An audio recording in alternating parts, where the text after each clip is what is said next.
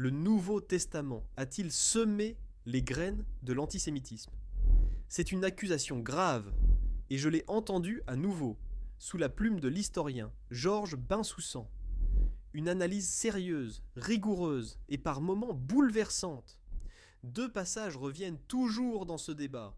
Le premier vient de l'évangile de Jean, où Jésus dit à certains de ses interlocuteurs « Vous avez pour père le diable ».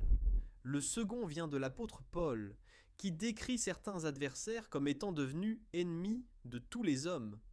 Lus sans contexte, ces mots choquent, et il faut le dire franchement. Au fil des siècles, ils ont parfois servi à justifier l'hostilité envers les Juifs.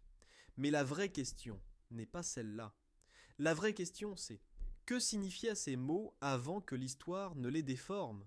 Parce qu'ici, le contexte change absolument tout. Pour répondre sérieusement, il faut repartir d'un fait simple, mais décisif. Les auteurs du Nouveau Testament étaient eux-mêmes juifs. Jésus était juif. Ses disciples étaient juifs. Les premiers croyants en Jésus sont apparus entièrement à l'intérieur du monde juif du 1er siècle. Ce que nous lisons dans ces textes, ce ne sont pas des attaques venues de l'extérieur. Ce sont des disputes internes, des controverses entre juifs sur le sens des Écritures, sur l'identité du Messie, sur l'avenir d'Israël. Jésus ne parle pas contre le judaïsme, il parle depuis l'intérieur du judaïsme. Il ne condamne pas un peuple. Il interpelle des interlocuteurs précis, dans une confrontation théologique précise.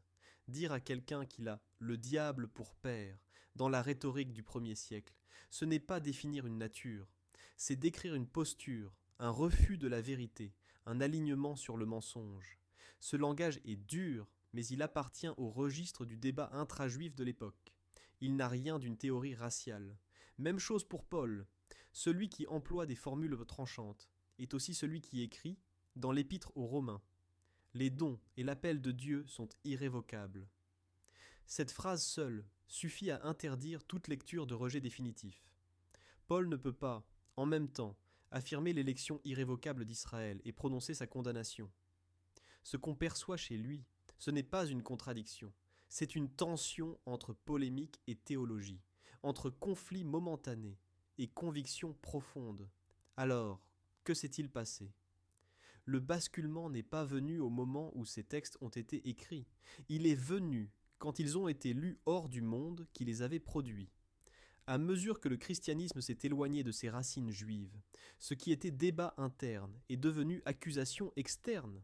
Des mots prononcés au sein d'une même famille ont été retournés contre tout un peuple. Et cette dérive a contribué à une histoire tragique. La reconnaître est indispensable, mais la reconnaître exige de la précision. L'antisémitisme chrétien n'a pas commencé dans ces textes. Il a commencé quand leurs lecteurs ont cessé de comprendre le monde qui les avait engendrés.